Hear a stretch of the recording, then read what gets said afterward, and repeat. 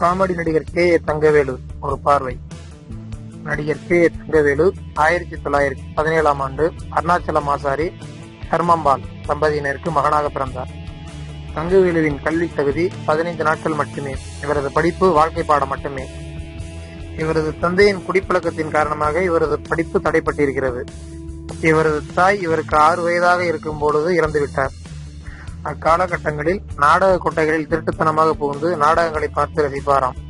இசை நடிப்பு மீது ஆர்வம் அதிகமாக இருந்தாலும் குடும்ப வறுமை காரணமாக எட்டாக்கனியாக இருந்துள்ளது. 1918 காலகட்டங்களில் தமிழகத்தில் திரைப்படங்கள் வந்தாலும் அனைவரையும் சென்றடையவில்லை. 1920 வரை தமிழகத்தில் நாடகங்களே பிரதான பொழுதுபோக்காக இருந்துள்ளது. அந்த காலகட்ட நாடகங்களில் பின் வேடங்களில் ஆண்களே நடித்துள்ளார்கள். அந்த வேளையில் ராஜம்மாள் என்ற நாடக குழுவில் தனது 9வது வயதில் சேர்ந்தார் கே.ஏ. தங்கவேலு. நாடக கம்பெனியில் சேர்ந்தால் கம்பெனியே கதி என இருக்க வேண்டும். இது தங்கவேலின் வறுமையை போக்க உதவியது. நாடக குழுவில் யதார்த்தம் பொன்னுச்சாமி மற்றும் கந்தசாமியின் நாடக நுணுக்கங்களை கற்று சேர்ந்தார் கே.ஏ. தங்கவேலு. தனக்கு கிடைக்கும் வேடங்கள் எதுவானாலும் அதை சிறப்பாக செய்தார் தங்கவேலு. இப்படி காலம் சென்று கொண்டிருக்கும் வேளையில்தான் என்.எஸ். கிருஷ்ணனின் நட்பு இவருக்கு கிடைத்தது. சினிமாவில் தங்கவேலு வெற்றி பெற மிக உறுதுணையாக இருந்தவர் என்.எஸ். கிருஷ்ணன். என்.எஸ். கிருஷ்ணன் தன் தயாரித்த படங்கள் அனைத்திலும் தங்கவேலுக்கு அதிகம் வாய்ப்பு கொடுத்தார். இந்த நன்றியை மறக்காத தங்கவேலு தான் இறக்கும் வரை என்.எஸ். கிருஷ்ணனின் உருவப்படம் பொருத்திய செயினை தனது கழுத்தில் அணிந்திருந்தார். 1936 ஆண்டு பதிபக்தி என்ற நாடகம் வடிவம் பெற்று சதிலீலாவதியாக வெளிவந்தது. அதில் எம்.ஜி.ஆர்., என்.எஸ். கிருஷ்ணன், பி.எஸ். பாலையா இந்த படத்தின் மூலமாகவே திரைத்துறையில் அறிமுகமாகியுள்ளனர். இவர்களோடு தங்கவேலும் இதில் அறிமுகமானார். மிகவும் எதிர்பார்ப்போடு திரைத்துறையில் நுழைந்த தங்கவேலுக்கு இந்த படத்திற்கு பிறகு சரியான வாய்ப்புகள் கிடைக்கவில்லை. மீண்டும் வறுமையில் சிக்கி தவிக்க ஆரம்பித்தார் தங்கவேலு. இதை அறிந்த என்.எஸ்.கே. தான் இயக்கி தயாரித்து நடித்த மணமகள் படத்தில் நடிக்க வாய்ப்பு கொடுத்தார். இந்த படம் மூலம் திரைத்துறையில் மறுபிரவேசம் செய்தார் தங்கவேலு. அதன் பின் தங்கவேலு பல படங்களில் நடித்தார். அத்துடன் அவரது பொருளாதார நிலையை சிறு சிறு வேடங்களில் நடித்துக் கொண்டிருந்த வேளையில் இயக்குனர் டி.ஆர். ரகுநாதன் தங்கவேலுவின் திறமைக்கு ஏற்ற கதாபாத்திரத்தோடு அவரை தேடி வந்தார். அந்த படத்தின் பெயர் சிங்காரி. அது நல்லதொரு வெற்றி படமாக அமைந்தது.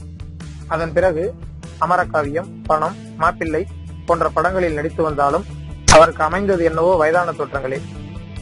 1954 ஆண்டு வெளியான பணம் படுத்தும் பாடு படம் தங்கவேலுவின் நகைச்சுவை ஆற்றலை வெளிப்படுத்திய படமாகும். சுகம் எங்கே படத்தில்தான் தனால் தங்கவேலுவாக உருவெடுத்தார்.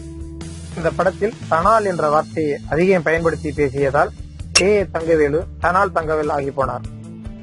இவருக்கு நட்சத்திர அந்தஸ்து பெற்று தந்த படம் 1959 ஆண்டு வெளியான கல்யாண பரிசு. இது இயக்குனர் ஸ்ரீதரின் முதல் திரைப்படமாகும். இத்திரைப்படத்தில் தங்கவேலுவும் என். சரோஜாவும் இணைந்து நடித்த நகைச்சுவை காட்சிகள் மிகவும் பிரபலம். மன்னாரன் கம்பெனி நகைச்சுவையும் எழுத்தாளர் பைரவன் காமெடியும் மக்கள் மனதில் இன்றளவும் நீங்கா இடம்பெற்ற காமெடியாகும். கல்யாண பரிசு 100வது நாள் கொண்டாட்டம் மதுரையில் நடந்தது. நடந்த அன்றே தங்கவேலுவும் என். சரோஜாவும் திருமணம் செய்து கொண்டனர். தங்கவேலுக்கு 2வது திருமணமாகும். தங்கவேலுவும் சரோஜாவும் பின்னாளில் 250 திரைப்படங்கள் ஜோடியாக நடித்துள்ளனர். காட்சிக்கு ஏற்ற முகபாவம், சூழலுக்கு ஏற்ற வசனங்கள், மாற்றி பேசும் திறன் கொண்டவர் தங்கவேலு. இவர் பாடல்களுக்கு அதிகம் குரல் கொடுத்தவர் எஸ்.சி. கிருஷ்ணன்.